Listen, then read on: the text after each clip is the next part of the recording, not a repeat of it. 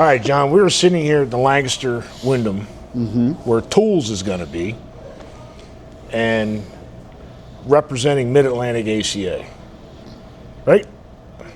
Half left, but yes. What is Mid-Atlantic ACA? So Mid-Atlantic ACA is an alliance as part of the ACA organization, but we are representing Pennsylvania, Delaware, Maryland, and New Jersey. And we have very much a grassroots effort starting right now. Yep. But we are building it back up to bring up the industry in this region. Yeah. And how you do that is you try and go out there and get people involved in an association or an alliance to bring together, because we have a ton of benefits.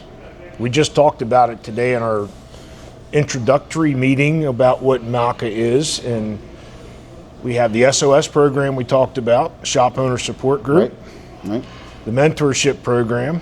You went over a ton of benefits. So a lot of people, when they look at getting into an association, they're always about what's in it for me, Yeah. right?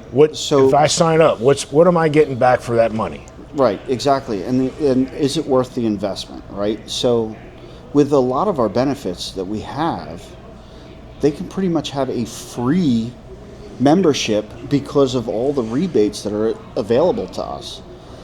And there's your, what can the association do for me? But now we need people that can help grow this association and get these other shops involved and raise the industry. Right. We need to lock arms. We need to show them what that money is doing for them, because that's been a struggle for associations for a long time, is the benefits. And the thing is, if you don't take advantage of a benefit, it's not going to pay you dividends. You just don't happen to sign up and expect it to come to your door. Right. But the thing is too is it's not joining an association is not about just the benefits. No. The thing is our mission is much greater than that. It's coming together as an industry. Exactly. And the thing is, as we all know, there are shops out there that give us a bad name. Absolutely. And this is the thing. So we need to separate ourselves as shop owners to raise it up, raise that standard, right? And show these other shops what we're supposed to be like, what we're about. We've talked about that. I've heard that there's the bottom feeders are keeping us down, and the more of us that can come together to become that part of that 1%. Oh yeah.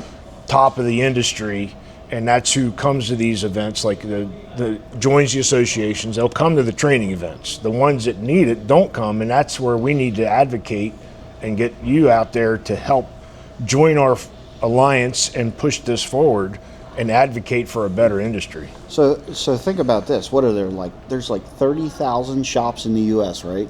Something along like those lines, and only 1% goes to training. Right. Think about that. That's a nutty friggin' statistic, right? And with the amount of changes there have been in the industry, in technology alone, in our safety features, right? Only 1% of shops actually understanding what's going on. That's kind of a scary statistic. It is scary, and we are a highly regulated industry, and we are constantly dealing with constant changing technology, like you just mentioned. Right now we have an ADAS class going on, your advanced driver assisted systems.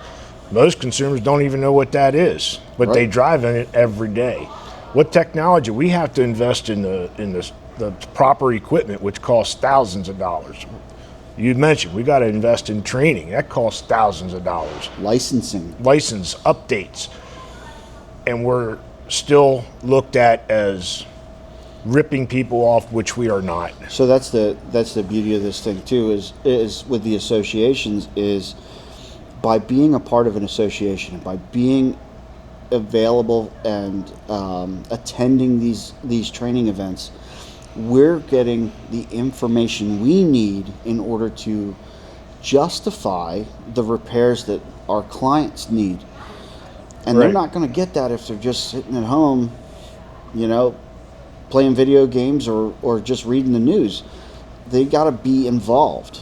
You know? So we need as much participation from this industry to help advocate for what we're trying to do, which is lock arms, build this industry, and show the general consumer what we are all about and why we are important to keep them safely on the road. But there's another aspect to this too, right? So we're talking about clients, we're talking about membership benefits and all that stuff. But what also sets us apart from other shops is the way we treat our techs. Right? Shop culture. These techs are treated like grease monkeys in the general population, right? But really, we're incredibly intelligent people. Some of the smartest. And I mean, you go to these events and you see you are surrounded by a ton of knowledge. Oh yeah. So and that's the thing is, and when we're part of an association like this, like we have a benefit that's part of the association that gives us the ability to take care of our techs, our employees, not just techs, service advisors, managers and such, with the ability to give them mental health care, give them the ability to talk to legal counsel, navigate their health insurance benefits. But we have the ability to take care of our employees better than a lot of chain stores do and dealerships and such. And our employees are treated like human beings. And that's the whole reason I even joined an association. And that's it. So if you take the time to invest in your staff, you're creating a shop culture where people are going to want to come work for you. You're not going to lose it. That is a perfect idea. How many other industries, they're not doing it? Right. You would bring them to a training event. You're showing you're not only helping your bottom line, you're also helping improve their skills for them to progress in their life. Yeah, but what about all these?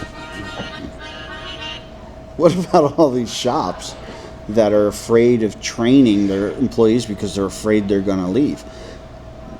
I mean, my thoughts on that are, well, you can't afford to not train them and let them stay. Right.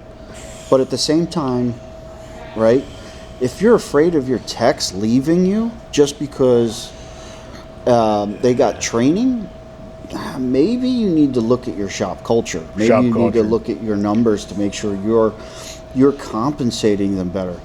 It's stuff like what we do with the shop owner support group, or with the training that we do provide. The idea is to help us train our shops and put it in our budget. Make sure we're charging appropriately. Right. There's a quote that I heard, and I forget who it was, but train your employees as if they were to leave. Treat them so they never do. Yep, exactly. I've heard that line too. What was that? Cecil, I think. It's Lord something. I forget what his name is. Mind. But what we're getting at is the becoming a MAACA member or a member of any ACA out there across the country. We're going to lock arms. We're going to join forces. We're going to raise the industry so we can charge appropriately. We're going to educate our consumer. We're going to properly train our staff from the front of the shop to the back of the shop, and we're just going to make things better. Well, and that's definitely a goal. But the other thing is we also need to have fun doing it.